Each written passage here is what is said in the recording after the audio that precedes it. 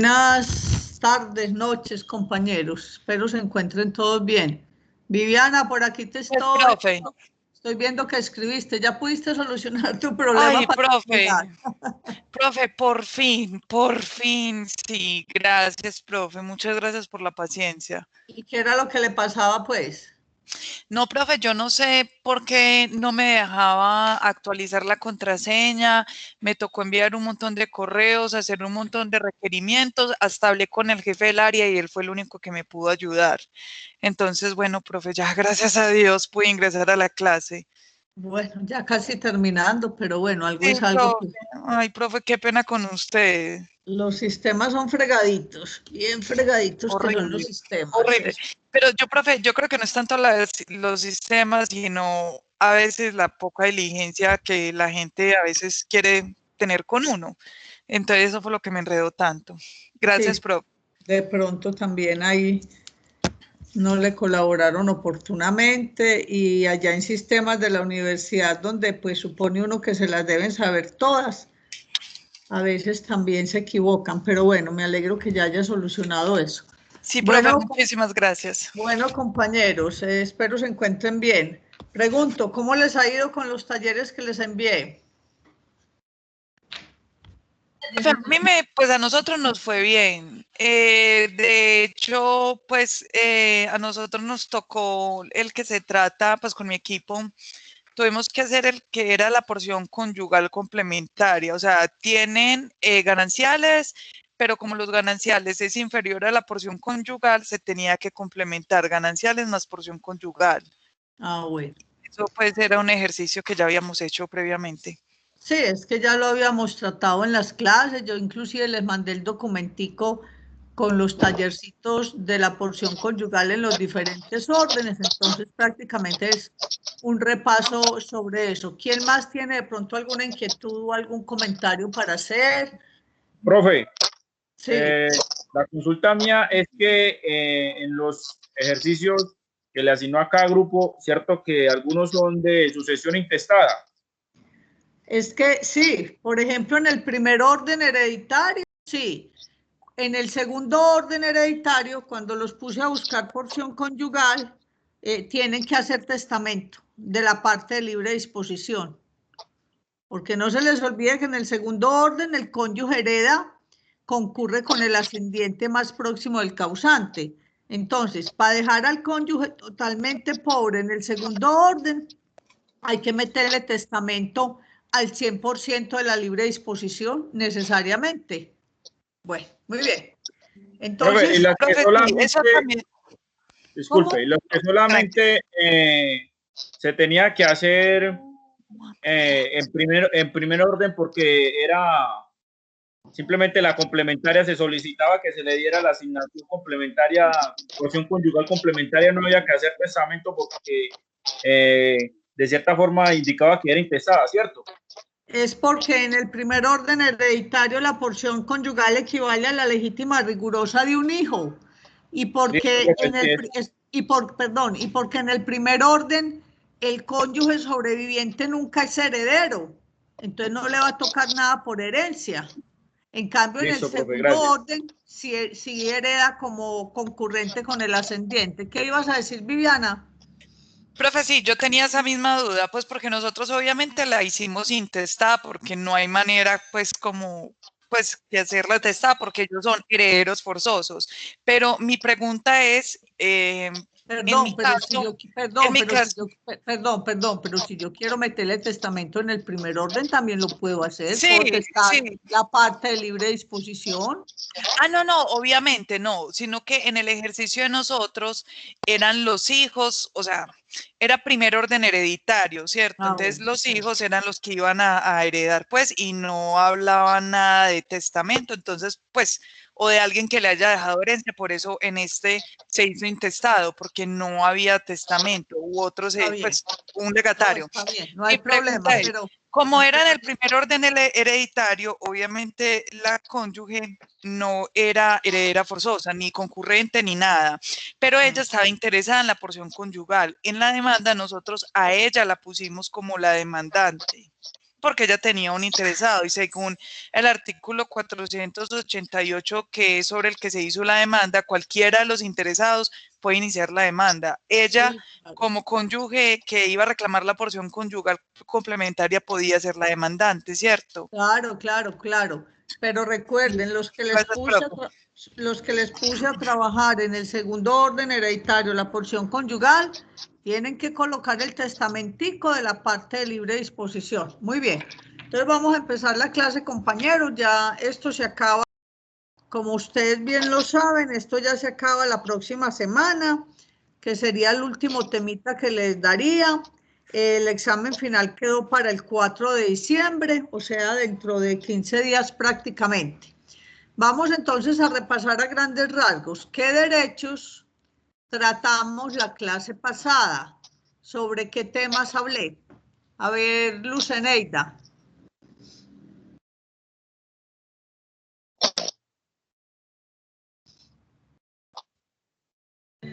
Profe, hola, ¿me escuchan? Sí, Zeneida, sí. ¿Sobre qué temas tratamos la clase pasada, te pregunto? Sí, profe, hablamos sobre la transmisión, hablamos sobre el derecho de representación, hablamos sobre el acrecimiento y nos quedó un temita pendiente que solo se mencionó, fue la sustitución, Muy que usted dijo bien. que era exclusivo de la sucesión testada, pero solo se mencionó y no ampliamos en él. Muy bien, y sobre ese me voy a referir enseguida. De estos derechos, ¿cuál excluye el acrecimiento? Natalia Quiseno, de los derechos que hablamos la clase pasada, ¿cuál excluye el acrecimiento? Que inclusive les puse hasta ejemplo. ¿Me estás escuchando, Natalia? Estefanía Toro. Estefanía, ¿me escucha? Hola, profe, sí, señora. ¿Cómo estás? Bien, muchas gracias. De los derechos que vimos la clase pasada, ¿cuál excluye el acrecimiento? La transmisión, La si no estoy transmisión. mal. La transmisión. ¿Puede haber representación en una sucesión testada, excepcionalmente hablando? Una transmisión, ¿me repite, profe, qué pena? ¿Puede operar el derecho de representación en una sucesión testada, que sería la excepción porque la representación es exclusiva de la sucesión intestada, pero como les dije, algunos tratadistas dicen que excepcionalmente se pudiera presentar en una sucesión testada? ¿Pudiera darse y en qué evento? Profe, yo diría que sí, en el evento en que si el heredero fallece, pueden representar los herederos, que los herederos siguientes. Pero en una sucesión testada, ¿en qué orden hereditario? Que usted teste en qué orden hereditario pudiera pensarse en la representación y frente a qué parte del patrimonio. Profe, en el segundo orden. No, en el segundo orden, no, ojo, la representación no opera sino en el primero y tercer orden. Eso ya nos debe haber quedado claro. Sí, sí, señora, entonces, sí tiene razón. Si yo hago testamento, puede haber representación excepcionalmente en el primer orden y frente a la parte de las legítimas rigorosas nomás. Porque acuérdense que en materia de legados nunca puede haber representación. Bueno, entonces ubiquémonos ahora a partir del artículo 1215 del Código Civil y siguientes. Se nos habla de la sustitución o el derecho de sustitución. La sustitución, como les dije en la clase pasada, así a grandes rasgos, la sustitución es otra figura propia de la sucesión testada. Nunca se puede hablar de sustitución en una sucesión intestada, lo que significa que para que haya sustitución tiene que ser que se haya otorgado testamento y que en este testamento expresamente el testador le haya nombrado o designado al asignatario principal un asignatario sustituto. Significa que cuando por cualquier circunstancia falte o no pueda el asignatario principal recoger ese legado o esa herencia testamentaria, pues entra el sustituto a reemplazarlo o a sustituirlo. El ejemplo que les colocaba era que yo en el testamento diga que le dejo a Zeneida tal bien. Si ella por cualquier circunstancia no quiere o no puede reclamar ese bien, nombro como sustituta a Viviana Orrego. Entonces, miren, la signataria principal es Zeneida, la sustituta es Viviana. Viviana va a entrar a ocupar el lugar de Zeneida si de pronto Zeneida falleció antes que yo, si la declararon indigna o si de pronto repudió, o si de pronto le dejé la asignación supeditada a una condición suspensiva, la condición falló, entonces en ese caso entra Viviana a ocupar el puesto de Zeneida. Esa es la sustitución, básicamente hablando. Les decía la semana pasada también que es una figura muy útil y es bueno uno recomendársela al cliente porque muchas veces la gente la desconoce y entonces yo quiero dejarle el testamento, quiero dejarle todo mi patrimonio o dejarle un legado a alguien, pero pensar que si de pronto por cualquier circunstancia esa persona fallece antes que yo y yo no alcanzo a cambiar el testamento o si repudio o cualquier circunstancia, pues que ese bien finalmente quede en manos de un asignatario específico que yo haya designado. Porque si ello no ocurre, si yo no le nombré sustituto y esa persona, por ejemplo, fallece antes que yo y yo no alcancé a revocar el testamento, pues se tendría que tramitar una sucesión intestada, dependiendo del orden hereditario, para adjudicar ese bien. Entonces, lo que se busca con la sustitución es que finalmente no se reparte ese bien de acuerdo a las reglas de la sucesión intestada. Yo tengo 30 sobrinos. Yo le quiero dejar ese bien a alguien de mi familia, a una tía, pero si esa tía fallece antes que yo, por ejemplo, yo no quiero que ese bien quede en manos de los 30 sobrinos. Entonces pienso, voy a nombrar un sustituto, puede ser fulano, perano, el que mejor se haya manejado conmigo o el que esté más necesitado, etcétera, etcétera. Bueno, léanse por favor el artículo 1215, los escucho. Creo que yo lo tengo, 1215. La sustitución es vulgar o fideicomisaria. La sustitución vulgar es aquella en que se nombra un asignatario para que ocupe el lugar de otro que no acepte o que antes de deferírsele la asignación llegase a faltar por fallecimiento o por otra causa que extinga su derecho eventual.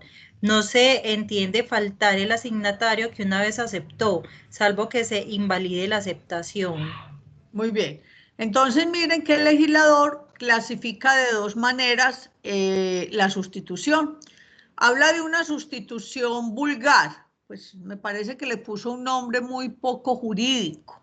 Vulgar quiere decir algo común, lo más ordinario, pues la llamó vulgar. Porque es el tipo de sustitución que más opera en la práctica. Le dejo tal bien a X, si este por cualquier circunstancia no lo puede reclamar, el bien pasará a manos de Y.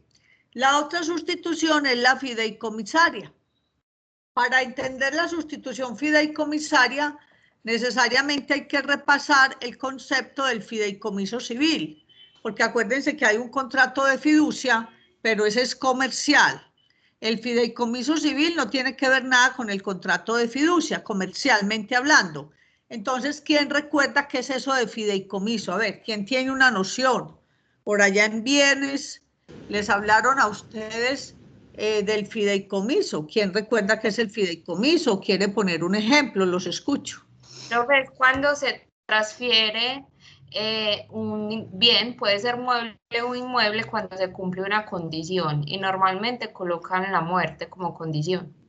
Sí, el fideicomiso, yo digo que le dejo tal bien a Laura Melisa Cárdenas, pero una vez su hijo cumpla la mayoría de edad, ese bien pasará a manos de su hijo. Entonces miren que es dejar un bien supeditado a una condición.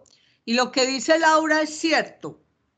en la vida real, en la vida práctica, para obviar el trámite de un proceso de sucesión que pues cuesta, hay que pagar gastos de abogados, si lo hace por notaría, gastos de notaría, y de pronto para evitar conflictos entre herederos, se recurre a la figura del fideicomiso.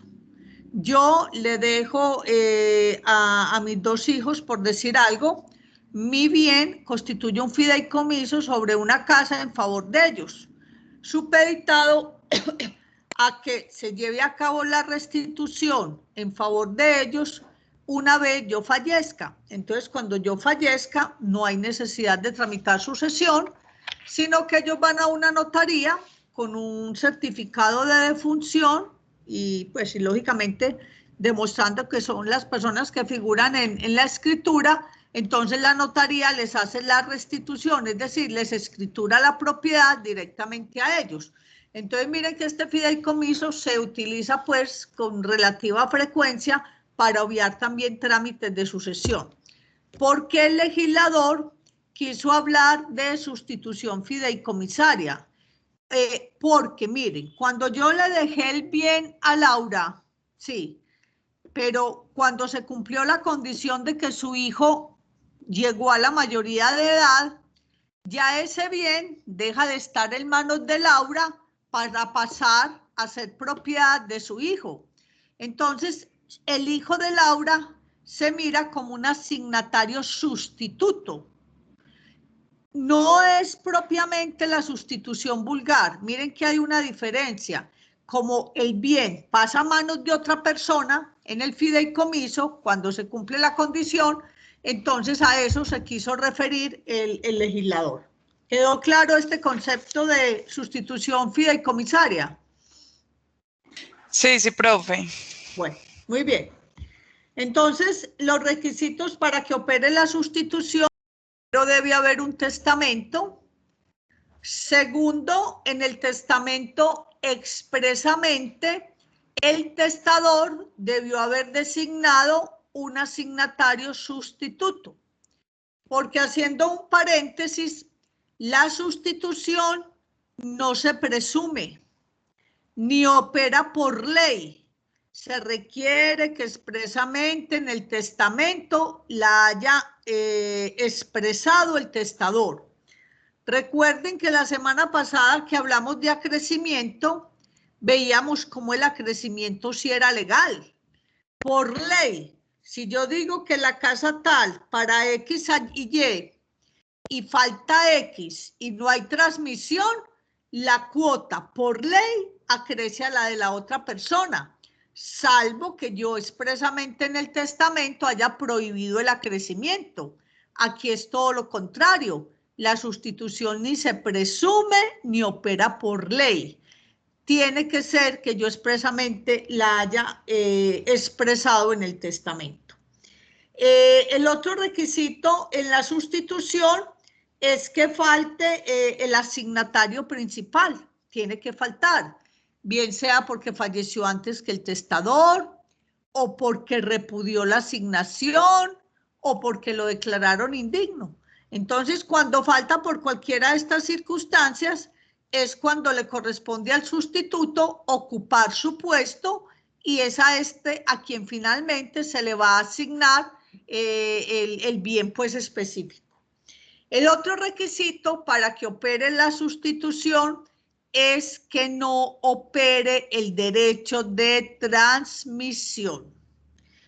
Conclusión: el derecho de transmisión excluye tanto el acrecimiento como la sucesión.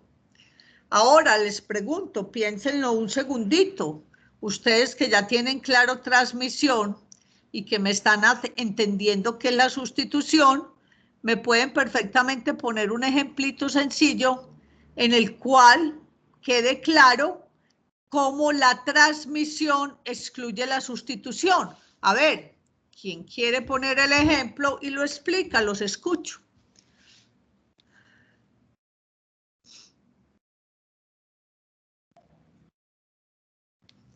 Transmisión excluyendo sustitución. Piense pues ahí 2 minuticos el ejemplito y me lo cuentan.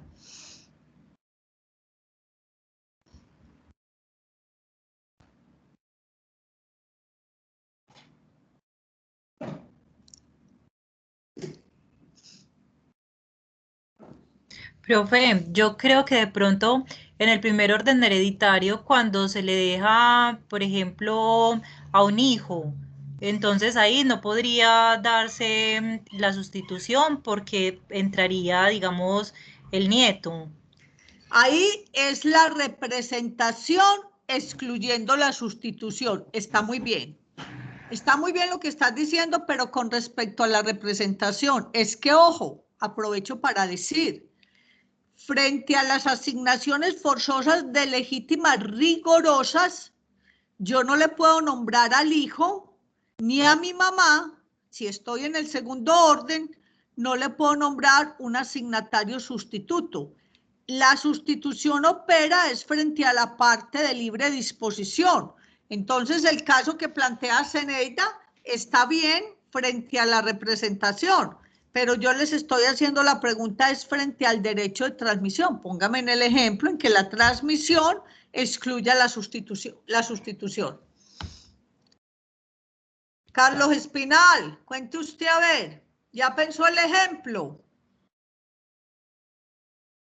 Profe, yo lo estoy pensando, pero realmente pues no lo ubico. Catalina Peláez, ¿pensó el ejemplo?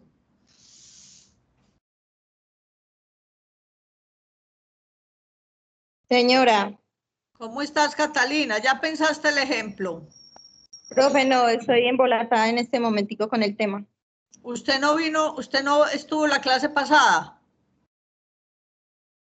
No, señora. Por eso, entonces por eso está aquí, por eso está embolatada con el tema. A ver, de los que estuvieron la clase pasada, a ver, no sé, hay 22, imposible que no haya por lo menos 20 o 18 que me puedan. A ver, Aguilar, la compañera Aguilar. El casito donde el derecho de transmisión excluya la sustitución. Yo no puedo creer que no den con eso. Profe, sí, sino que, espere, yo leo algo y ya le digo, profe. Tranquila.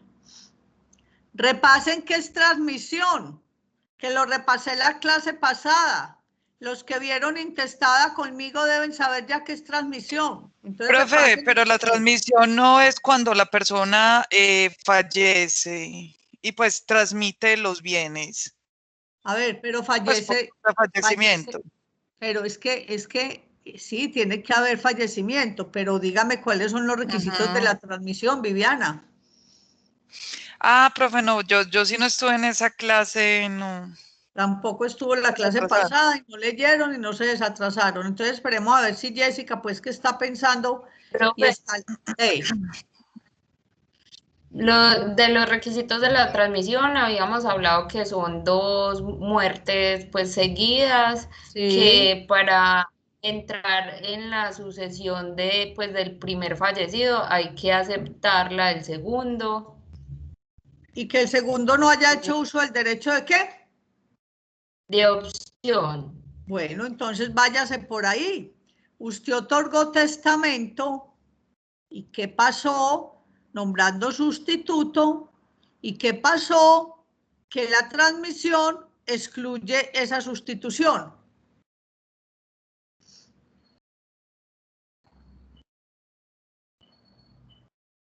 Eso difícil no está. Pedro. Profe, ver, ese fue el ejemplo que nos puso usted del papá y el hijo que van en la avioneta. No se vaya por nada. Eso es esa figura de la colmoriencia excluye la transmisión. Pedro otorga testamento. Concéntrense, los veo desconcentraditos. Pedro otorga testamento y dice, le dejo la finca La Bonita a Javier Eduardo Arango. Pedro fallece. A los 2 meses fallece Javier Eduardo. Bueno, y Pedro en el testamento dijo, le dejo la finca La Bonita a Javier Eduardo. Si por cualquier circunstancia Javier no quiere o no puede reclamar la finca, nombro como sustituta a Isabel Cristina Yepes. Resulta que fallece Pedro, al poquito tiempo fallece Javier sin haber ejercido el derecho de opción.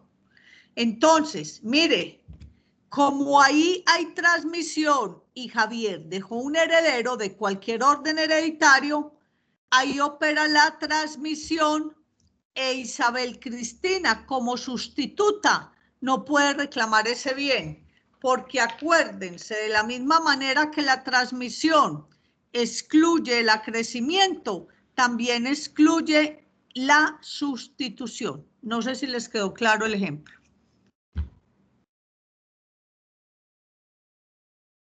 Sí, sí, profe. Pues ya, de hecho, ya me acordé más con el ejemplo que usted ponía, bueno, en tiempos pasados del transmisor, sí, ya, profe, quedó claro. Profe, yo tengo una duda. Sí. Para mí no es tan claro para la compañera. A ver, llegamos hasta el fallecimiento de Pedro y de Javier, porque unos días después falleció Javier, ¿cierto? Sí. Es el que le había dejado en el testamento. ¿Y usted qué observación hizo de qué le había dicho en el testamento? En el testamento, Pedro dice, le dejo la finca La Bonita a Javier. Si Javier por cualquier circunstancia no quiere o no puede reclamarla, le nombro como sustituta a Catalina Peláez, por decir algo. Javier fallece después que Pedro no había alcanzado a ejercer el derecho de opción. Los herederos de Javier, que pueden ser de cualquier orden, según cada caso en particular, reclaman esa finca por transmisión. En cambio, Catalina no puede alegar que es que a ella la nombraron como sustituta. Acuérdense que la transmisión opera en cualquier clase de sucesión. Sí, inclusive en materia de legados. ¿Qué hubo, Sandra? Ah, sí, profe, ya me queda mejor, más claro. Vea, Sandra, aprovecho aquí, no he echado en saco roto lo que usted me escribió en el WhatsApp. Yo lo tengo pendiente. Tranquila, profe, apenas tenga el tiempo. No, lo tengo pendiente. Es que he tenido mucha cosa, más de trabajos, entonces dejamos pendiente esa revisadita. Bueno, entonces continuemos. Derecho de transmisión excluye ambas figuras, acrecimiento y sustitución. Derecho de representación, que opera excepcionalmente en sucesión testada, solo primer orden hereditario, y frente a la legítima rigurosa, también excluye la sustitución. Es que miren, ¿qué tal que no fuera así? Yo tengo pues un hijo, y el hijo mío tiene un hijo, o sea que hay hijo y nieto. Entonces yo llegué y otorgué testamento y dije, para pagarle la legítima, rigurosa a mi hijo Andrés, le dejo tal bien. Y le nombro como sustituta a mi prima María. Qué pena, estoy frente a una asignación forzosa. Estoy hablando del primer orden hereditario. Si el hijo mío fallece antes que yo, y tiene un descendiente, ahí hay representación. No puede mi prima María ir a reclamar ese bien. Entonces miren que la representación excepcionalmente, repito, cuando estamos en el primer orden hereditario frente a la legítima rigurosa, se opera la representación hacia haya testamento. Hay algunos tratadistas que dicen que no, otros dicen que sí. Yo personalmente me acojo a los que dicen que sí, porque ahí les puse el ejemplo. Entonces le va a tocar pues la legítima rigurosa a María, que es prima mía, y vamos a dejar al nieto por fuera, sabiendo que mi hijo falleció antes que yo. No. Eso va pues, va como contra la lógica, Si yo lo que le dejo a mi hijo es un legado imputable a la parte de libre disposición, ahí sí me cambia el cuento, porque en materia de legados no opera la representación. Ahí sí, patalee o no, el nieto mío, ese legado imputable a la parte de libre disposición, sí lo puede reclamar María, porque la nombré a ella como sustituta. Bueno, continuemos entonces con profe, la sustitución. ¿Qué hay? Profe, esa opción también no se puede realizar en tercer orden, solo aplica para primer orden. En el tercer orden no se puede hablar de representación en una sucesión testada. testada. Sí, profe, ¿Por no, qué? solamente Porque pensé en que el como se tercer aplicaba orden no hay primero. porque no hay herederos forzosos. Ah, listo, profe, gracias. Entonces no se me vayan a confundir. Intestada representación solo opera en el primero y en el tercer orden.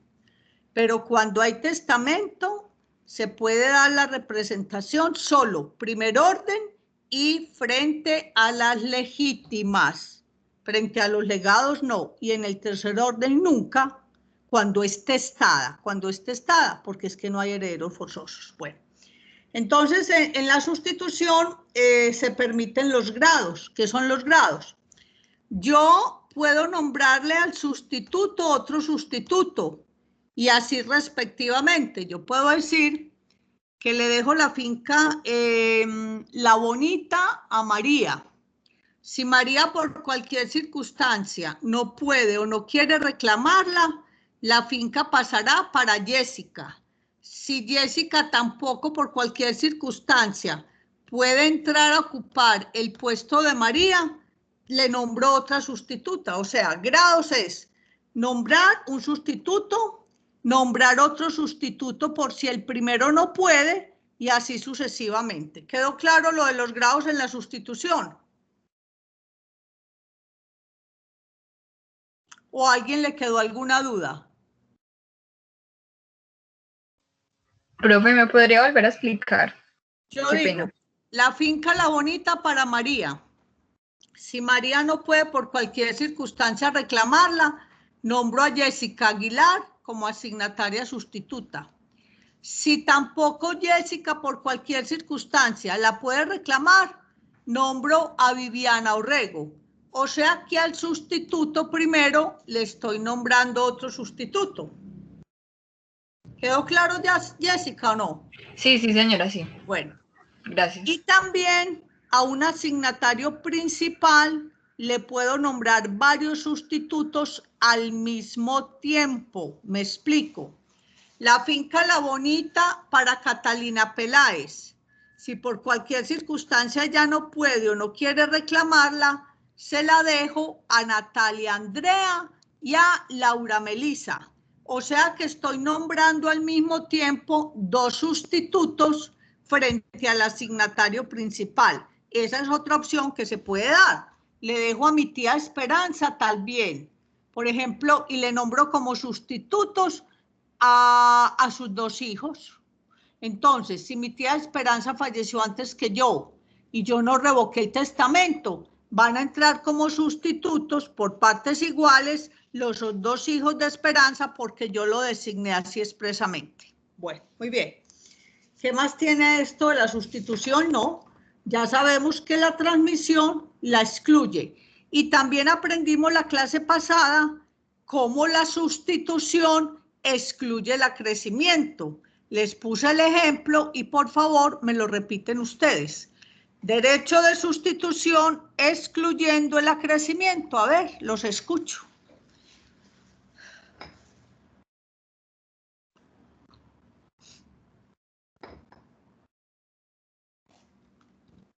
A ver, pues, empiecen a pensar en los conceptos de acrecimiento, me ponen el ejemplo completico, de tal manera que la sustitución excluye el acrecimiento. A ver, ¿quién quiere hablar? John Ariel Muñoz, que le gusta tanto mantenernos actualizados por el WhatsApp, cosa que se lo agradezco y que me parece muy interesante lo que usted hace.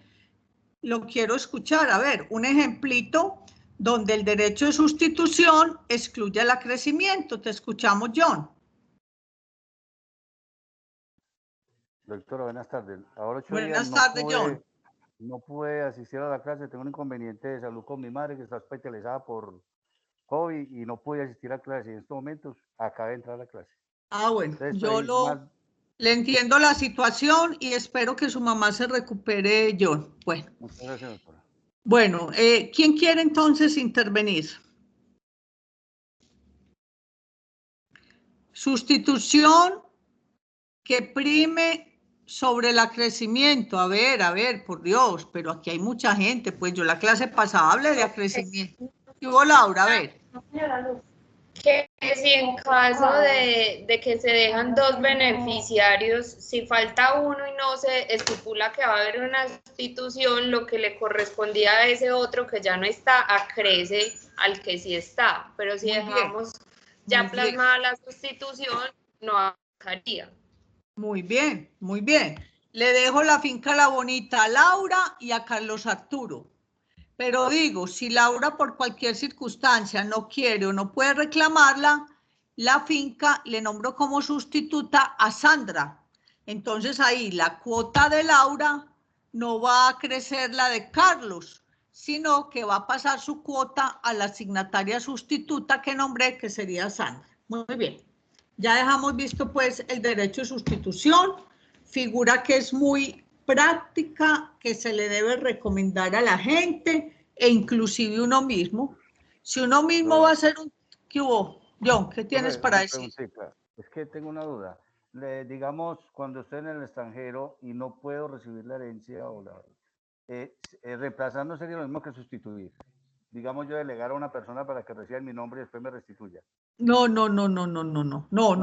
Eso no. Usted ahí lo que tiene que hacer es otorgarle un poder a alguien para que reciba por usted. La sustitución es una figura que tiene que constar expresamente en el testamento, donde yo a un asignatario principal le nombro un sustituto para que en el evento en que el principal no quiera o no pueda recoger lo que yo le dejo en el testamento, pues ese bien pase finalmente a manos del sustituto. No, nada que ver con eso. Ya luego te desatrasas si escuchas esta clasecita. Bueno, repasemos a partir de la ley 1934, pues que empezó a regir el año pasado, el 1 de enero. ¿Qué asignaciones forzosas son las que tenemos en materia de sucesiones? ¿Cuáles son las asignaciones forzosas? Pregunto. Los ascendientes. Asignaciones forzosas, no estoy preguntando herederos forzosos. Muchachos, despertemos. Ya tienen que saber cuáles son las asignaciones forzosas, pues porque si no, me dicen que no las saben. ¿Cuál? Legítima rigurosa, alimentos. Sí. Porción conyugal. Porción conyugal, ok, hasta ahí. Y antes de la vigencia de esta ley, ¿qué otra asignación forzosa había que derogó la ley? La cuarta de mejoras. Muy bien. Entonces, nosotros ya hablamos de legítimas rigurosas, ya hablamos de porción conyugal, pero no hemos hablado de los alimentos legales. Entonces, miren que en el artículo 1226, Código Civil, se cita como asignación forzosas los alimentos que por ley se le debe a ciertas personas, la porción conyugal y las legítimas. Y a partir del artículo 1227, se empieza a hablar de los alimentos legales. No trae sino 3 artículos. Entonces voy a hacer un paréntesis. Ustedes saben que en materia de alimentos hay unos alimentos que son legales y otros que son voluntarios.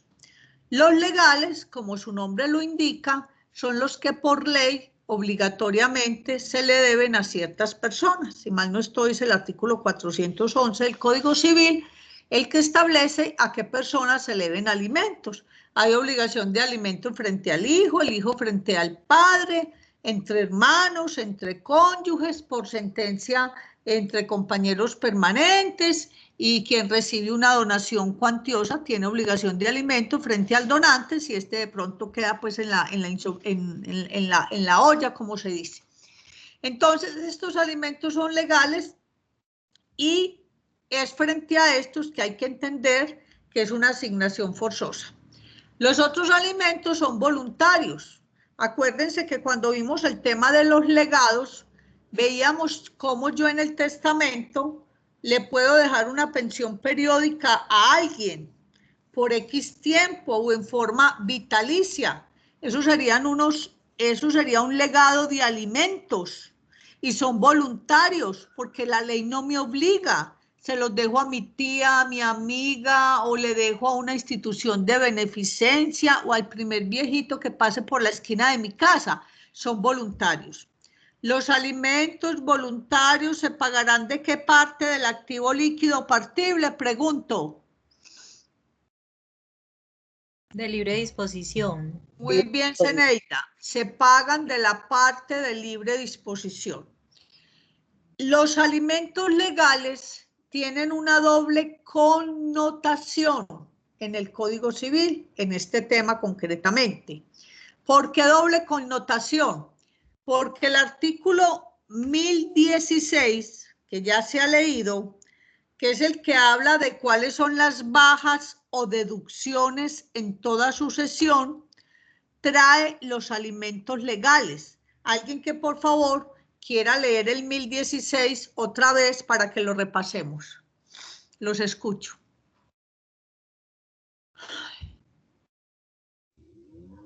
Bajas generales, 1016. En toda sucesión por causa de muerte, para llevar a efecto las disposiciones del difunto o de la ley, se deducirán del acervo o de masa de bienes que el difunto ha dejado, incluso los créditos hereditarios. Primero, las costas de las publicaciones del testamento, si lo hubiere, y las demás anexas a la apertura de la sucesión. Segundo, las deudas hereditarias. Tercero, los impuestos fiscales que gravaren toda la masa hereditaria. Cuarto, las asignaciones alimenticias forzosas. Y quinto, la porción conyugal a que hubiere lugar. Entonces, miren que tanto la porción conyugal, que es otra de las asignaciones forzosas, como los alimentos legales tienen esa doble connotación de ser al mismo tiempo pasivo sucesoral, pero con respecto a la porción conyugal, recuerdo que solamente es a partir del segundo orden hereditario.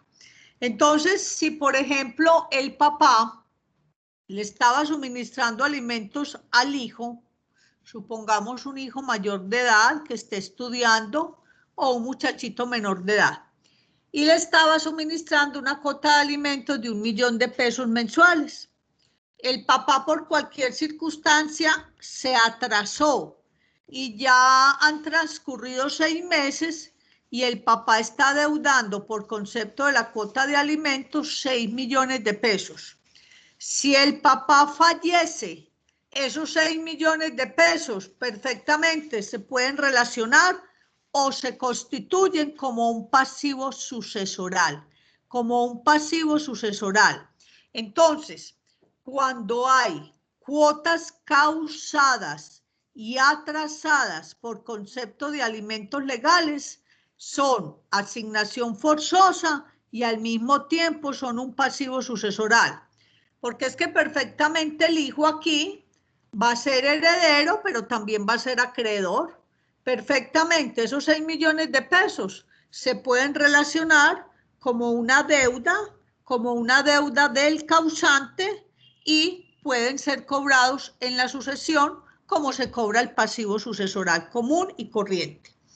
Entonces, miren que esto es importante porque recuerden ustedes por allá que hay una normita que nos dice que el derecho a pedir alimentos no se transmite a los herederos. Acuérdense que casi todos los derechos y casi todas las obligaciones se transmiten a los herederos, pero hay unas obligaciones que no, por ejemplo, intuito personas, hay unos contratos que terminan con la muerte de una de las partes y el derecho a pedir alimentos no se transmite a los herederos, pero ojo, las cuotas causadas y atrasadas por concepto de alimentos legales sí se transmiten a los herederos porque son un pasivo sucesoral. ¿Qué es eso de causadas? Pues sobre esto encuentra uno mucho en estos libros de sucesiones. Los doctores tienen lo siguiente: no se causa o no se debe tener como causada exclusivamente cuando hay una sentencia condenatoria en un proceso de alimentos.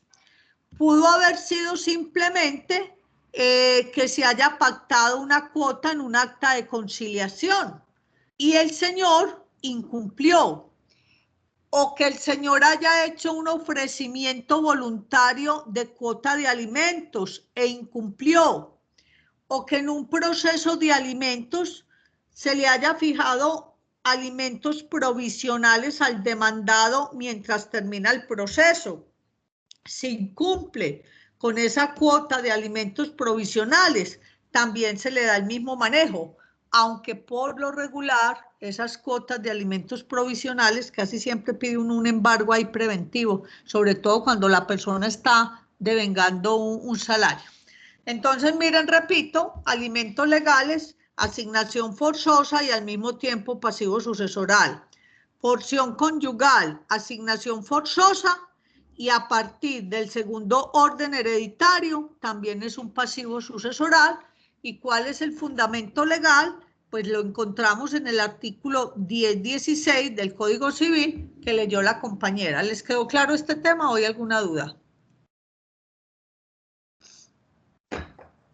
Está claro, profesor. Bueno. Sí, profe, claro. Bueno. Ustedes, pues los que vieron conmigo intestada el semestre pasado, acuérdense que vimos todo lo de la partición, vimos la acción de partición, las hijuelas, toda la carreta de partición. Pregunto, los que no vieron conmigo intestada, ¿ya vieron la partición?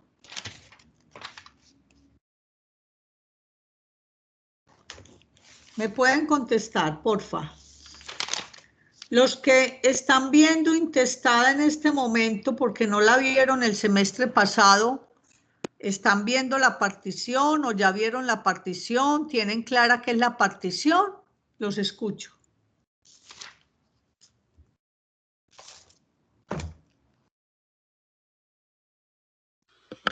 Profe, Yo la vi con usted. Oh, sí. Viviana la vio conmigo, Zeneida, Aguilar, Catalina, creo que Espinal también vio la materia conmigo. Estoy haciendo la pregunta para los que no la vieron conmigo, si ya tienen claro qué es la partición. Profe, no, yo no la he visto. Yo no la tengo clara. Bueno, entonces mire, ahí es donde empezamos a chocar. Porque en esta parte de sucesión testada, dentro del programa no está la partición. Eso está en la parte de sucesión intestada. Y la partición es fundamental en derecho sucesoral. Voy a hacer un recorderis, me disculpan, no puedo pues ponerme a hablar a fondo de la partición, primero por el tiempo, y segundo porque no está dentro de este programa de sucesión testada, pero voy a hacer como un recorderis pues para que me entiendan algo que sí está dentro del programa que a mí me compete. Recuerden pues que cuando yo hablo de un proceso de sucesión tengo que agotar unas etapas. Acuérdense de la demanda con los requisitos del 488. Acuérdense del auto de apertura, que es cuando me admiten la demanda. Acuérdense del emplazamiento, 10 días por radio y prensa. Acuérdense de la diligencia de inventarios y avalúos, que también hablé el semestre pasado, todo lo referente a inventarios y avalúos. Analizamos la norma desde el punto de vista sustantivo y desde el punto de vista procesal. Acuérdense que en la misma audiencia en que el juez aprueba el inventario y avalúo, fija fecha para la partición, para el trabajo de partición.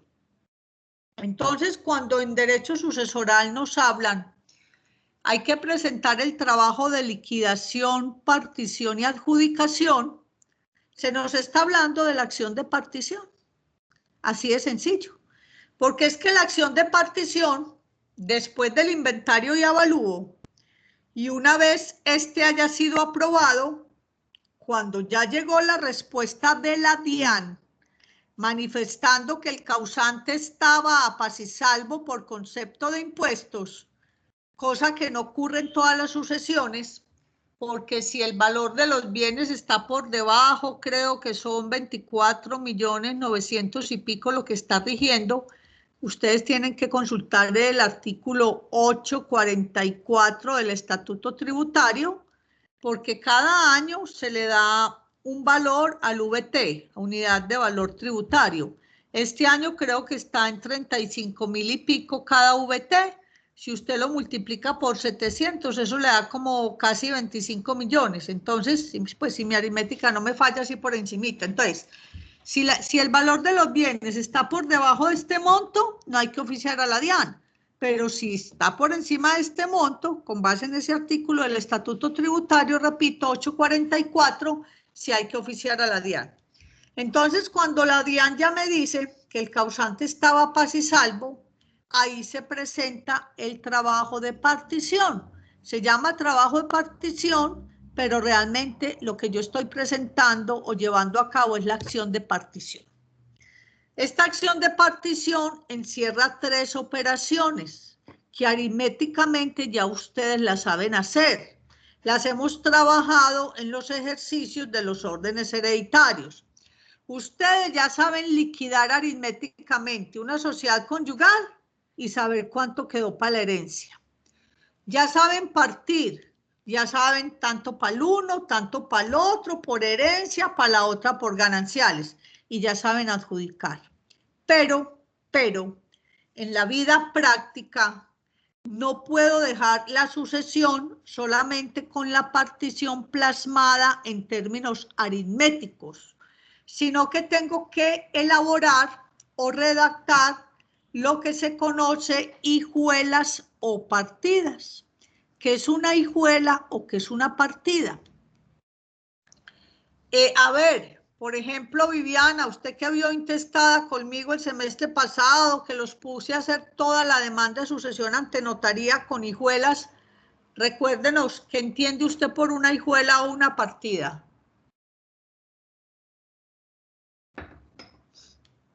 Profe, de hecho está buscando el cuaderno de sucesiones para leerlo. A ver, legítima, ¿recuerdas? No, profe, no, no. Aquí estoy mirando en el cuaderno, ejercicio, y no Catalina, tengo. mientras Viviana busca, ¿qué es una hijuela o una partida? Así en palabras sencillas. ¿Qué entiende usted, Catalina? Son cada una de las partes en las que se divide la herencia y se plasman en el documento para cada persona. Sí, pues yo sí te entiendo perfectamente, pero no sé si los demás te estarán entendiendo. A ver, Jessica Aguilar, profe, que también... ya lo encontré. A ver, hey. Ya lo encontré, profe, en el cuaderno.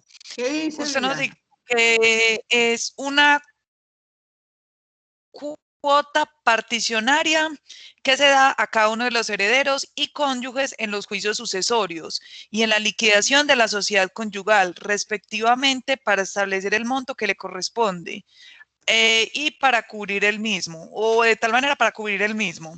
Sí, es lo mismo, más o menos lo mismo que dijo Catalina, sí, está bien. O sea, es el conjunto de bienes que le corresponde a cada heredero.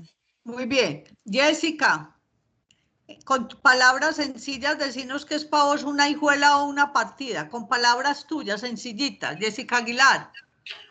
Profe, pues para mí la hijuela es lo que se le... Es la cuota para cada heredero.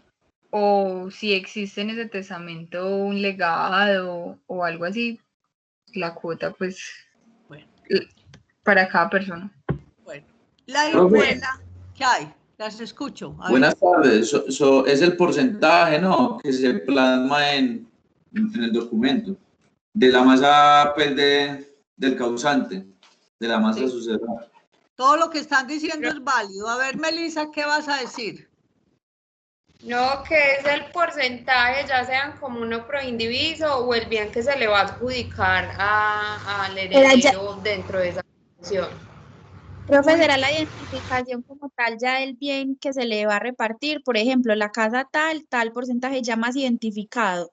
Sí, sí, todos tienen la idea. La hijuela... Profe, pero luego de un proceso del inventario, de la valor y después de esos dos, la partición.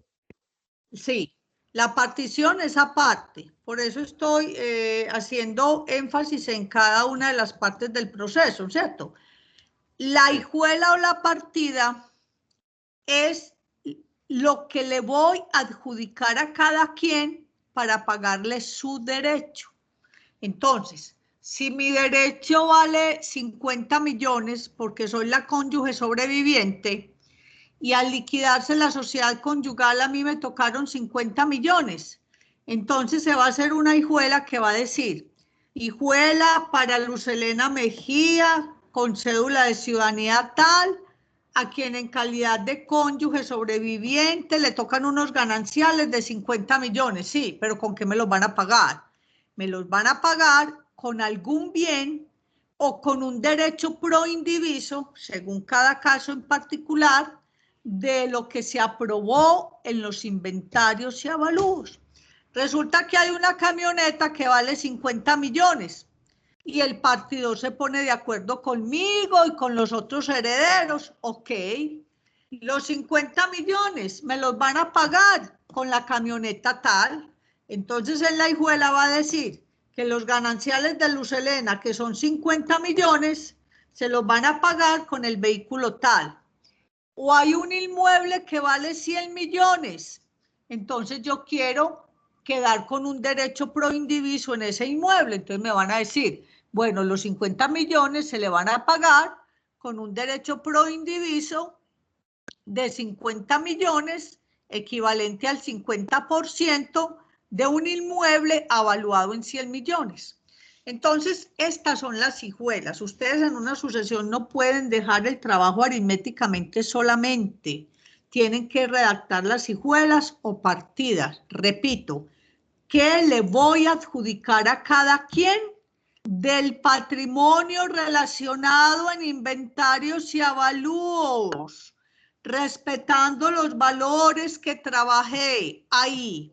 El marco.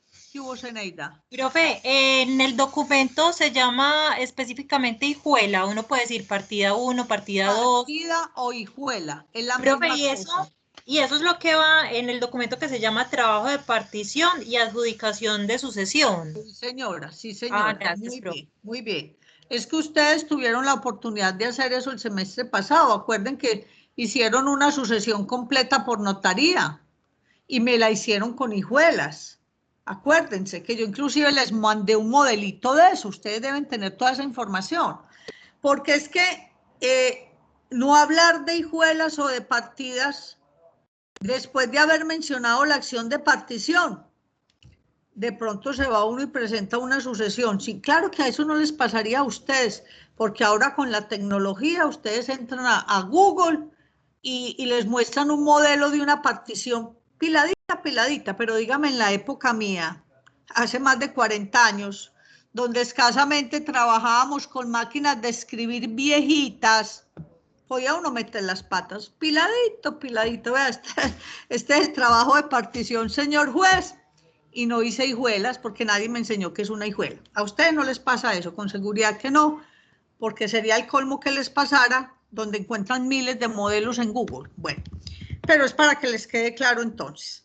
Entonces, repito, la partición, el famoso trabajo de partición es la acción de partición, que encierra las operaciones aritméticas de liquidar, partir y finalmente adjudicar.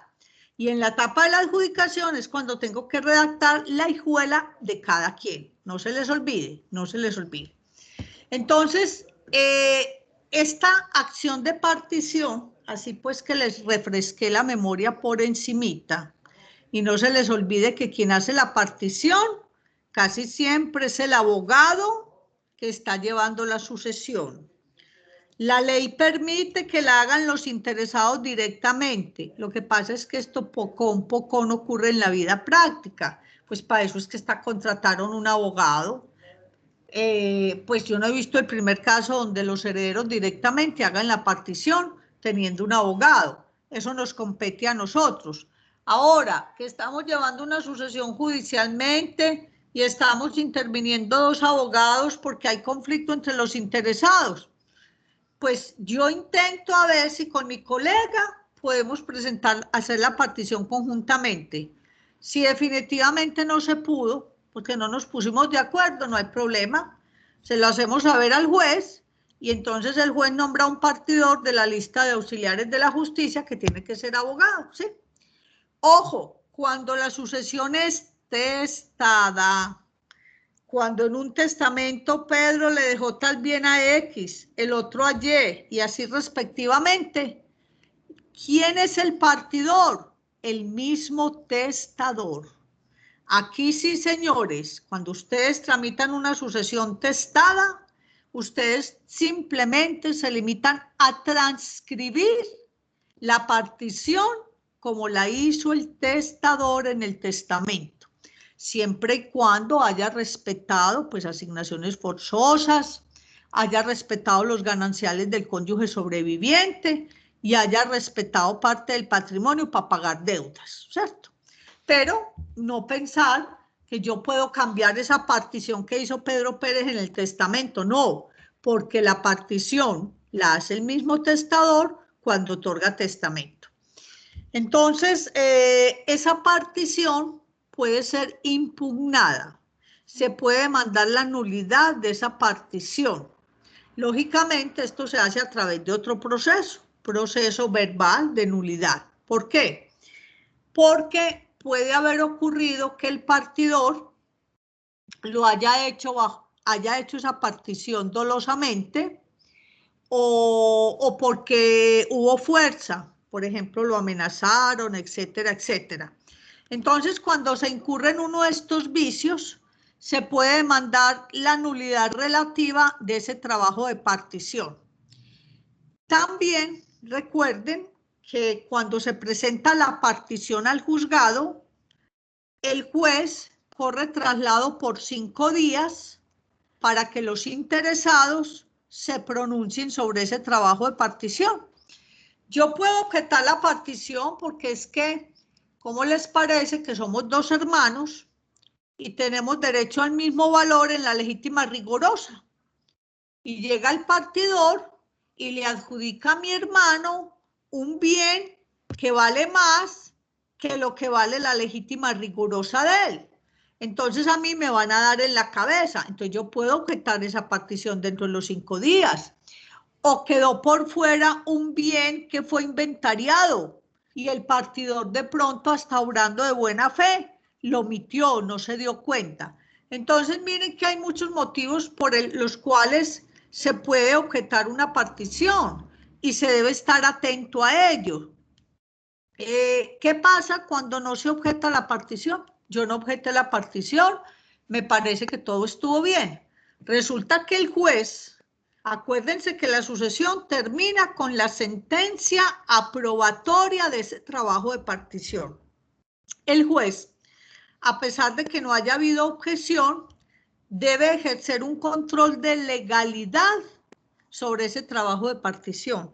Lo debe analizar, teniendo en cuenta el inventario y avalúos, teniendo en cuenta el orden hereditario, teniendo en cuenta todo, absolutamente todo. Porque yo como juez, pues llegar y proferir una sentencia aprobatoria de una partición que ni siquiera revisé, a lo mejor habrá pasado. No me extrañaría que de pronto en la vida práctica alguno que otro juez no ejerza control de legalidad sobre una partición. Todo puede pasar. Pero ellos también deben ejercer control de legalidad sobre ese trabajo de partición. Bueno, ¿está quedando claro hasta ahí o no? Profe, una preguntita. Sí. Sí, profe. Esta hijuela debe ir específica en tanto al porcentaje, al valor, cómo se consiguió, de dónde proviene, todas esas cosas. ¿O es solamente asignar y no? No, John. Eso tiene que ser minucioso. Porque mire que cuando hay bienes inmuebles, eso tiene que registrarse en la oficina de registro. Si usted no identifica el bien o el derecho pro indiviso correspondiente al bien respectivo, usted tiene que citar linderos, título de adquisición, matrícula inmobiliaria, código catastral y citar el avalúo que se le dio en inventario y avalúo. Usted omite cualquiera de estos detalles. Discúlpeme, los vuelvo repite, por favor, qué pena. Cuando usted hace la hijuela, por ejemplo, a mí me adjudicaron, para pagarme mis gananciales, que son 100 millones, me adjudicaron una casa que se evaluó en inventario y evaluados en 100 millones. Entonces hay que decir, a Luz Helena, en pago de sus gananciales, que son 100 millones, se le adjudica casa ubicada en... Usted tiene que transcribir todo tal cual está en el título de adquisición, identificar el inmueble, linderos, número de matrícula inmobiliaria, código catastral, título de adquisición y el avalúo con el cual se trabajó en inventarios y avalúos. Si le van a adjudicar un vehículo, lo mismo. Si le van a adjudicar un CDT, dinero en una cuenta bancaria, una cuota en una sociedad, todo se tiene que discriminar muy bien, porque cuando la sucesión termina con la sentencia probatoria, ojo con esto, ustedes tienen que sacar varias copias auténticas de ese trabajo de partición y de esa sentencia probatoria y llevarla a registrar. ¿Registrar dónde? Pues depende de la naturaleza del bien. Si es inmueble, se va para registro. Si es un vehículo, se va para el tránsito. Si es algo que tenga que ver con sociedad, se va para la Cámara de Comercio. Si es hijuela, sobre todo en registro sí que ponen problema. Y ojo, no solamente decir que me toca un derecho proindiviso de tanto, tiene que sacar el porcentaje, hacer la regla de 3. Si el inmueble, si el 100% son 100 millones, 35 millones, que es lo que me va a tocar a mí, ¿a cuánto corresponde? Hay que sacar el porcentaje también. Registro es muy necio, devuelve eso por cualquier detallito. Entonces, sugerencia, no se revisa 2 veces, se revisa por lo menos 4 o 5 veces, que todo me quede perfecto. ¿Qué hubo, John? ¿Tienes alguna otra inquietud? Te escucho. No, profesor. Profe. Sí. Profe, yo. Tranquila. Requiero claridad en cuanto a las afectaciones, profe. La afectación a vivienda familiar, la afectación a patrimonio de familia, se tienen que mencionar cuando se hace la solicitud ante notario y ante juez también, ¿o cómo es la diferencia ahí, profe? Todo, porque es que, mire, es que en el certificado de libertad aparece la afectación y aparece el patrimonio de familia inembargable. Entonces, ¿qué pasa? Y ponen a los herederos a hacer una escritura donde se cancele la afectación. Porque es que en teoría, pues cuando se muere uno de los cónyuges o uno de los compañeros, pues en teoría debería decir uno, ya quedó eso listo. A mí me ha tocado que han puesto a los herederos a hacer la escritura para cancelar la afectación, porque o si no, hay problema en registro. Claro, es que usted tiene que mencionar todo eso, porque es que en el certificado aparece. En el certificado aparece si esa propiedad estaba afectada a patrimonio de familia inembargable o si tenía afectación a vivienda familiar. Todo eso aparece en el certificado. Ojo, cuando el bien pertenece a una unidad, a un conjunto y hay un reglamento de propiedad horizontal, también hay que citar inmueble, todo lo exigen. Eso es muy minucioso y hay que hacerlo en cada hijuela. Claro, ahora que con los sistemas no es sino copiar y pegar. Si usted lo hizo bien en una hijuela y lo tiene que volver a mencionar en otra, porque está adjudicando derechos proindivisos sobre el mismo bien, copia y pegue, pero revise bien que lo que copia y pega le quede bien. Entonces eso para que lo tengan en cuenta, que es muy importante. ¿Qué hubo, John? Una preguntita, ¿qué relevancia tiene el valor de las acciones para especificar el valor de lo asignado a la persona? Ejemplo, sobre X inmueble, el valor de la acción está, digamos, a 100 pesos y lo que le toca a esta persona suma el valor de lo que le tocaría serían 1.800.000 pesos. ¿Qué relevancia tiene? A ver, lo que pasa, John, es que la partición se hace con base en los bienes y en los valores que se le dieron a esos bienes en la diligencia de inventarios y avalúos. Entonces usted en inventarios y avalúos, si usted está hablando de acciones, es porque usted mínimamente ya tiene un estimado de ese número de acciones, qué valor tienen. Y ahí hable con avalúo comercial, quien tiene que trabajar con el valor comercial de las acciones. Entonces usted no me puede variar. Cuando hace el trabajo de partición, usted no puede cambiar los valores. Usted tiene que hacerla, mejor dicho, el marco, el derrotero para hacer la partición es inventario y avalúo. Frente a bienes, frente a deudas y frente a valores. Usted de ahí no se puede salir. No sé si te quedó claro, John. Sí, profe, sí, claro. Muy amable. Bueno, yo no puedo cambiar el valor de un bien para hacer la partición. Nana y cucas. Que es que, vea, hay sucesiones que se demoran muchos años. Ahora puede que no tanto con la oralidad, salvo pues ahora con esta pandemia que está tan difícil todo eso con los juzgados, etcétera, etcétera. Pero yo he conocido sucesiones inclusive de mucho dinero, que son donde casi siempre hay problema. Sucesiones en los juzgados 2, 3, 4 años. Herederos hasta necesitando la plata y peleando ahí tontamente, sabiendo que todos van a heredar lo mismo y no se ponen de acuerdo, no uno pelea que, en fin, sucesiones muy complicadas y a veces somos los mismos abogados los que enredamos la pita, porque también hay que decirlo. Entonces, mire, resulta que en el inventario hace 4 o 5 años trabajaron con unos valores. Esos valores tengan la seguridad, sobre todo si hay bienes inmuebles, ya tienen que haber cambiado. Si usted va a hacer la partición hoy, tiene que hacer con base en lo que se aprobó en inventarios y avalúos hace 4 o 5 años. Ese es el derrotero. Ese es el derrotero. Claro que eso a la hora de la verdad no afecta, porque si a mí se me va a adjudicar una casa con un avalúo que se le puso de 100 millones, se me adjudica esa casa y yo la voy a vender, yo no la tengo que vender por los 100 millones, yo la vendo por lo que valga esa casa comercialmente hablando, ¿no es cierto? Entonces, desde ese punto de vista, yo no me veo afectada, pero es para que entiendan que es que yo no puedo cambiar los valores, sino que tengo que hacer todo conforme a cómo quedó en los inventarios y avalúos. ¿Alguna otra inquietud? Sí, profe, buenas noches. Le Hola. consulto.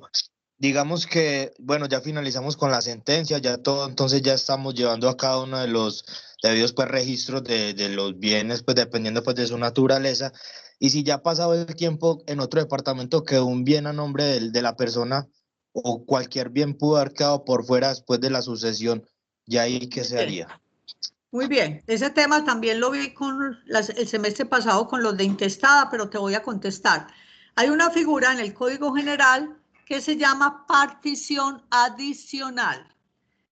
Debo recurrir a los herederos que me otorguen un nuevo poder y ante el mismo juez, si se tramitó por juzgado, o ante la misma notaría, si se tramitó por notaría y están todos de acuerdo, se eleva un memorial solicitando: señor juez o señor notario, solicito la partición adicional y justifico, porque quedó un bien por fuera de la sucesión, eso puede ocurrir, bien que puede ser de la sociedad, bien que pudo haber sido la sociedad conyugal o bien propio del causante. Ahí en el artículo del Código General, no me lo sé de memoria, pero ahí lo encontrás, dentro del tema de la sucesión, está la figura de partición adicional.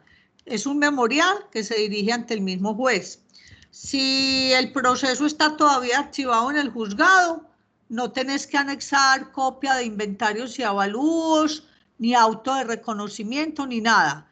Pero si el proceso se protocolizó en una notaría, que era lo que se hacía antes del Código General, hago un paréntesis, antes de entrar a regir el Código General, los procesos de sucesión, por lo regular, no terminaban archivados en los juzgados, porque en el Código de Procedimiento Civil se establecía que usted una vez llevara registrada la sentencia aprobatoria de la partición, entonces a usted lo ponían a anotar en un libro que la sucesión iba a finalizar protocolizada en tal notaría.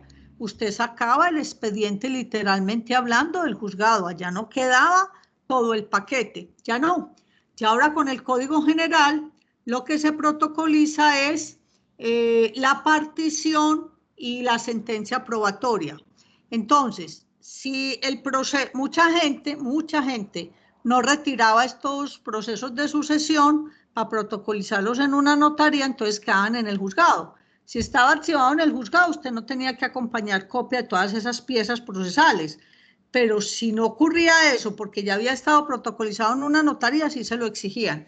Pero la figura es partición adicional, consúltela en el Código General. Bueno, ¿alguna otra inquietud? El artículo 518. Bueno, ahí le dice todo el trámite. No es que tenga que, ya voy, discúlpame, Steven, no es que tengas que tramitar otra sucesión.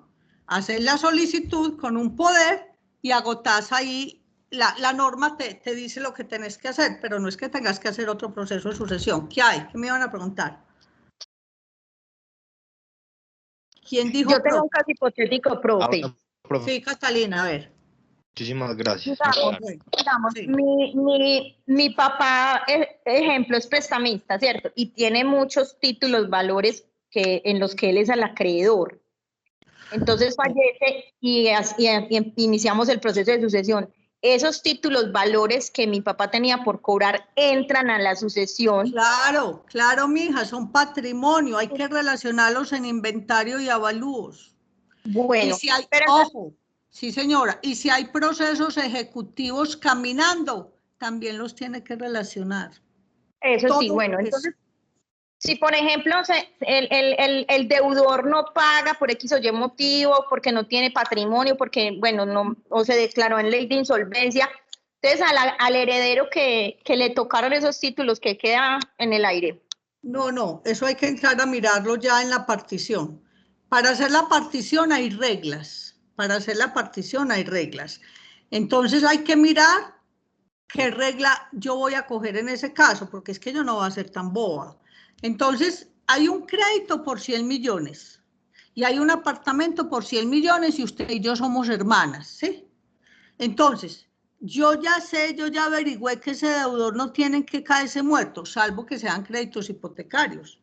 Si son créditos hipotecarios no hay problema, porque usted sabe que eso está garantizado en la propiedad. Si es un crédito hipotecario, no.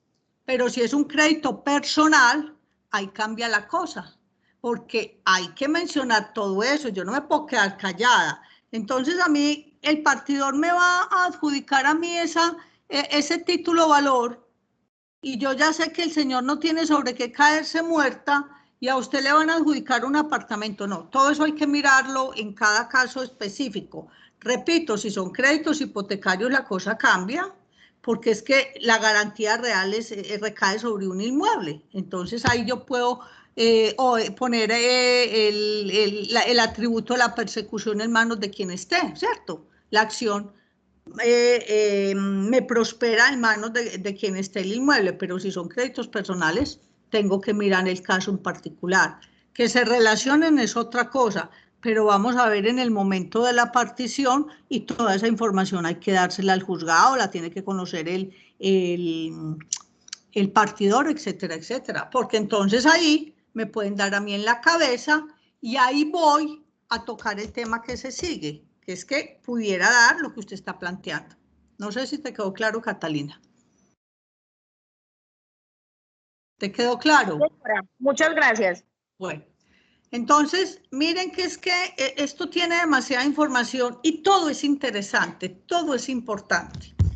Entonces, miren, de la misma manera que esa partición se puede demandar la nulidad, por ejemplo, por un dolo, por ejemplo, también se nos habla de la figura o de la acción rescisoria por lesión enorme de la partición. Miren qué interesante. Repasemos en qué tema específico que ya vieron hace ratico les hablaron de lesión enorme. Pregunto.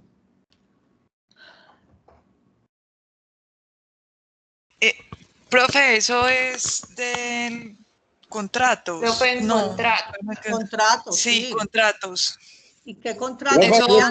Teoría del negocio jurídico. Sí, pues a mí me tocó contratos pues anual. ¿Y en qué contrato le hablaron de lesión enorme? De compraventa de bien inmueble. Compraventa de bienes inmuebles. Entonces, miren, en la compraventa también pudiera ocurrir en la permuta, cuando se permuta bien inmueble, contrato de enajenación también. En la compraventa de bienes inmuebles, cuando el comprador compra por más del doble del justo precio o el vendedor vende por menos de la mitad del justo precio, cabe la acción rescisoria por lesión enorme. Tiene un término de prescripción cortico, relativamente corto, no son sino 4 años. Entonces, miren qué interesante. Esa misma acción rescisoria por lesión enorme se puede instaurar contra una acción de partición cuando un heredero le dieron en la cabeza, hablando en términos pues muy criollos, porque se le adjudicó un bien para pagarle, mejor dicho, sale defraudado el más de la mitad de su cuota. Y ahí pudiera ocurrir lo que está diciendo Catalina. Miren qué interesante. Hoy en día, léanse por favor primero, para seguir con el tema, léanse por favor el 1405.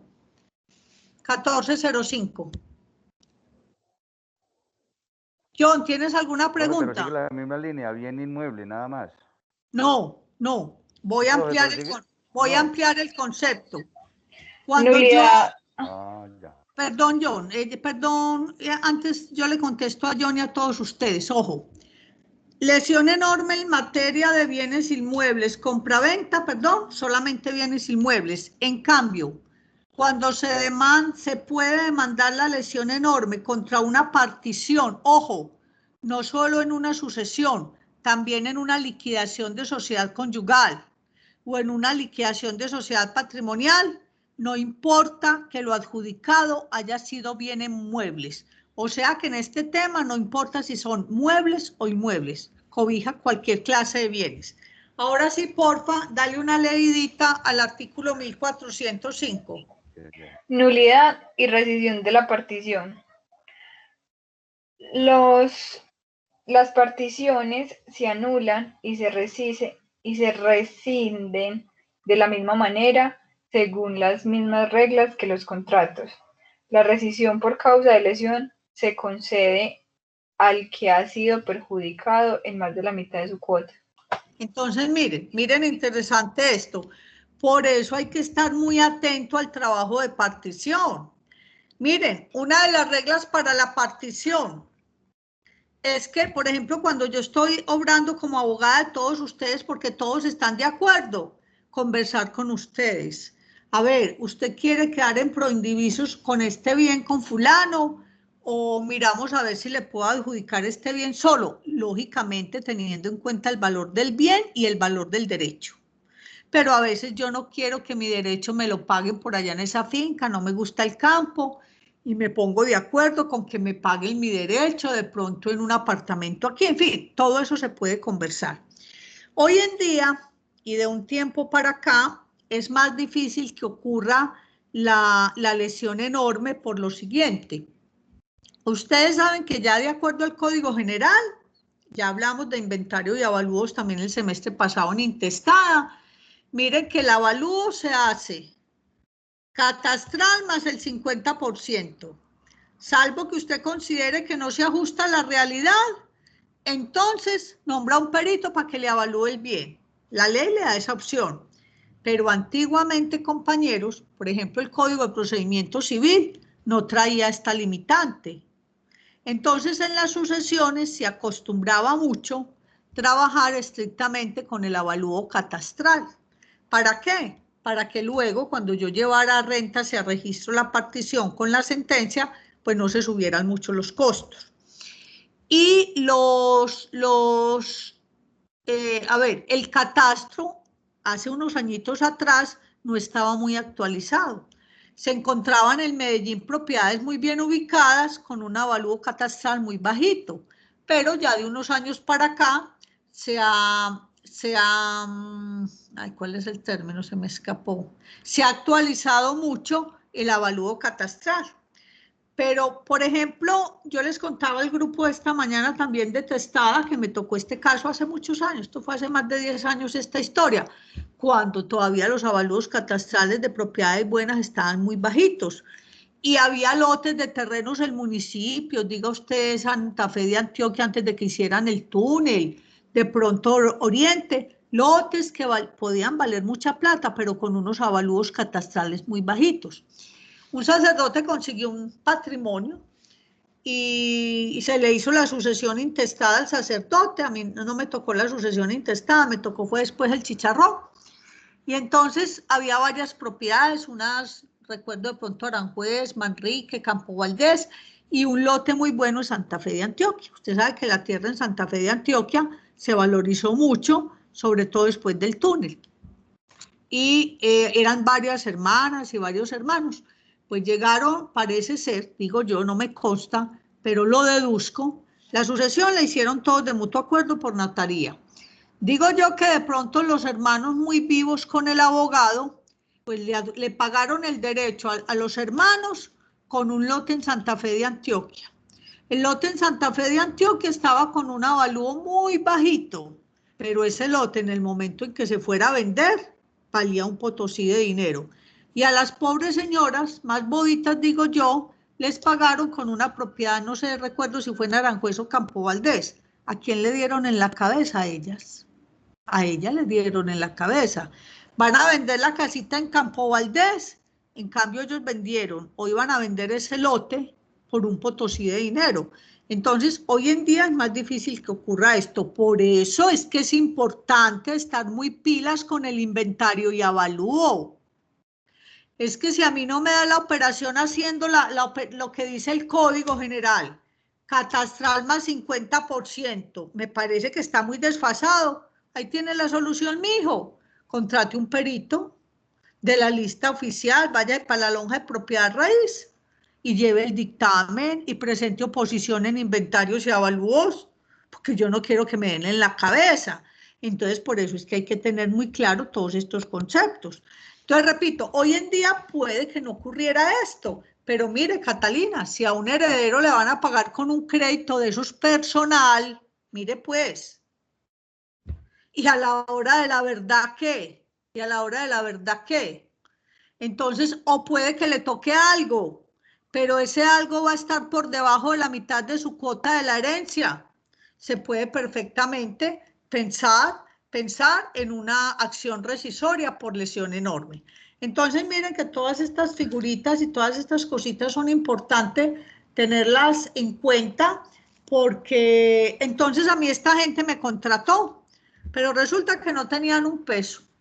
Esa demanda había que hacerla en otro municipio, no tenían para costear nada, entonces yo dije, no, tampoco, porque que del cuero se sacan las correas, sí, pero hay cosas que uno pues costearlas en un todo y por todo, eso cuota litis, esos procesos tan largos en esa época, eso se tramitaba como proceso ordinario y no era fácil la cosa, entonces yo mejor dije que no, les di pues, les planteé qué podían hacer y que consiguieran otro abogado, me tocó decirles porque hay favores pues que uno no puede hacer, otros que sí, y yo he hecho muchos, gracias a Dios, he puesto mi profesión al servicio de mucha gente, pero no, hay ciertos favores que tampoco le salen a uno. Entonces, miren, la norma dice acción rescisoria por lesión enorme. Rescisión aquí no equivale a nulidad relativa, nada que ver, porque acuérdense que en derecho civil, cuando me hablan de rescisión, por lo regular, nulidad relativa, aquí no. Esta rescisión por lesión enorme no tiene que ver nada con nulidad relativa, para que lo sepan. Y el término de prescripción es relativamente corto, son 4 años. Y hay otro requisito, es que usted, heredero, para poder demandar la rescisión por lesión enorme, usted no puede enajenar ninguno de los bienes que se le adjudicaron para pagarle su derecho en la herencia. Porque si usted ya lo vendió, se fregó con J grande, ahí no puede entablar la acción rescisoria por lesión enorme. ¿Por qué? Es que esto tiene lógica. Esto conlleva a hacer una nueva partición. Se tiene que entrar a evaluar todo el patrimonio con base en un avalúo comercial. Entonces, si usted ya vendió lo suyo, qué acción rescisoria por lesión enorme va a poder usted entablar en un momento determinado. Entonces, repito, en inventarios e avalúos, uno cree que solamente relaciona los bienes corporales, solamente lo mueble y lo inmueble. Miren la pregunta de Catalina, muy oportuna. Créditos a favor del causante, procesos ejecutivos que están en curso, también relaciónele. Una acción reivindicatoria sobre un bien inmueble. Estoy legalizando una pertenencia y está a punto de salir la sentencia. Todo eso forma parte del patrimonio de un causante. ¿Qué hubo, John? Bueno, ¿alguna duda? Son los mismos tiempos, los mismos 4 años, tanto con la compraventa como... Sí, son los mismos tiempos. sí. Sí, porque es que aquí la norma remite a los artículos de la compraventa. Sí, son 4 años. Si mal no estoy, son 4 años, sí. Y los 4 años aquí se cuentan a partir del momento de la partición. Los 4 años se cuentan aquí al momento de la partición. Bueno, ¿qué más les digo de esto? Esto es como básicamente pues dentro de los temas del programa. Ya la semana entrante termino con ustedes hablándoles de donación. Es como el último tema que me quedó dentro del tintero, pero no me va a quedar dentro del tintero, gracias a Dios, porque el tiempo me permitió pues cumplir a grandes rasgos con lo básico. Ya ustedes saben, muchachos, que ustedes van a salir untaditos de un montón de colorcitos y que en la calle es cuando ustedes mismos se tienen que aplicar la pinturita completa de lo que les guste y de lo que necesitan profundizar de acuerdo a sus trabajos o la misma vida lo va uno llevando, como dice el cuento. Entonces, ¿qué me gusta familia? Tengo que prepararme mejor en familia. Los penalistas y así sucesivamente, uno les da una información general. Yo trato en la medida de que sea pues muy completa, como para que ustedes salgan con unas herramientas generales que les sirvan. ¿Qué hubo, John? ¿Qué duda tienes? Bueno, ¿alguna inquietud, alguna pregunta? ¿Qué ibas a preguntar? No, profe, bien, Bueno. muchas gracias. Bueno, ¿alguna inquietud, alguna pregunta sobre todo esto que hemos conversado? Les pregunto. No, profe, todo está bien. Yo pues particularmente repasar para la próxima clase. Y para el examen final sí que van a tener que repasar. No, ¿qué? María. Van a Mucho, tener que profe. repasar porque yo no puedo llegar a un final, así sea sucesión testada, no me digan, tienen que manejar muy bien órdenes hereditarios, asignaciones forzosas, representación, transmisión, todo este cuento, van a tener que repasar bastantico. Bueno, miren, en 10 minuticos solamente ubico un tema que no está dentro del programa, pero me parece importante que hubo Viviana, bueno, pero me parece importante. A partir del artículo 1327, hay un título que habla de ejecutores testamentarios. Y para que de pronto no se vayan a confundir, ejecutores testamentarios es lo mismo que albaceas, es lo mismo.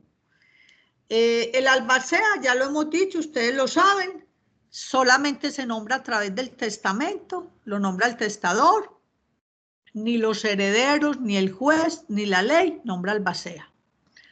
Quien hace el testamento nombra albacea.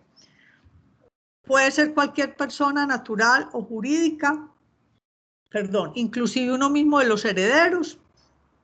Se trata de que el albacea no sea una persona indelicada, una persona honesta, ojalá que tampoco sea el más analfabeta del mundo, y es la persona, pues me cogió, es la persona encargada de administrar todo el patrimonio mientras la sucesión está ilíquida. ¿Qué quiero significar? Mientras no se haya tramitado la sucesión, mientras no haya una sentencia aprobatoria de una partición, estoy frente a una sucesión ilíquida, estoy frente a una comunidad herencial. ¿Qué acción termina esa comunidad? La acción de partición. Cuando yo ya parto y le adjudico a cada quien lo que le toca, se acaba esa comunidad herencial. Pero ojo, muchas veces después de tramitar sucesiones, nace una comunidad singular. ¿Por qué? Porque yo quedé con mis 3 hermanos y con mi mamá, comuneros sobre la única casa que había. Entonces quedamos en comunidad. Ya después miraremos si cada uno, si le vendemos a un tercero o uno de nosotros compra todo, o si no nos ponemos de acuerdo, no hay más remedio que irnos a un proceso divisorio. Entonces, volviendo al cuento, el albacea es el que administra todo, es el que hace respetar la voluntad del testador plasmada en el testamento, y a veces hay unos muy pícaros, hay unos muy indelicados porque me ha tocado.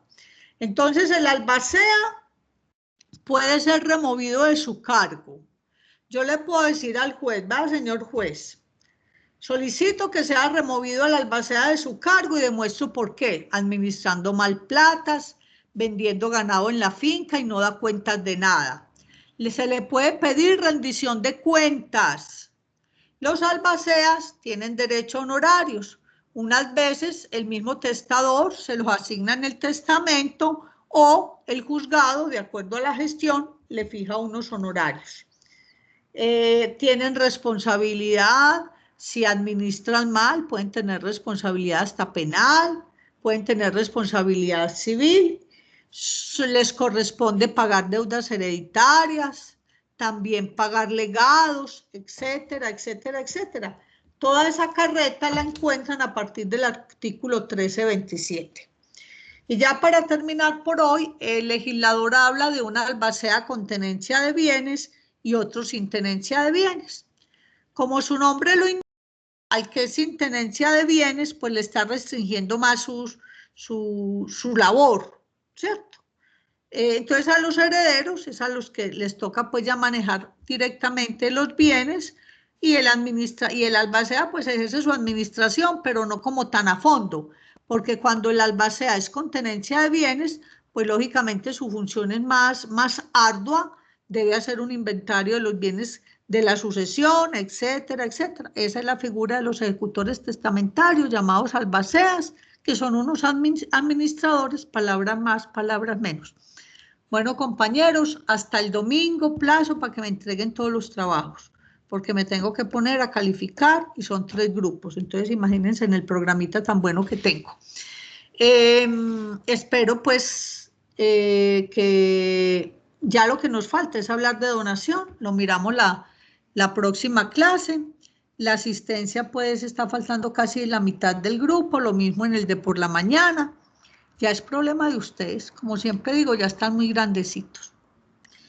Ya están muy grandecitos, habrá quienes realmente no puedan, pero yo no creo que la otra mitad del grupo todos no puedan. Confiemos pues que por lo menos se desatrasen, ya cada quien mirará cómo. Síganse cuidando mucho. Profe. Ariel, que su mamá se recupere, se lo digo de corazón.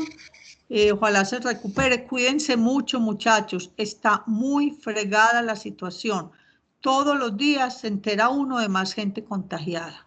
Cuídense mucho, no se relajen, que todos tenemos familia y por nosotros mismos también nos tenemos que seguir cuidando. Bueno, muchachos, feliz noche. Chao. Profe, gracias, lo mismo. Profe, gracias. Chao, profe, que esté bien.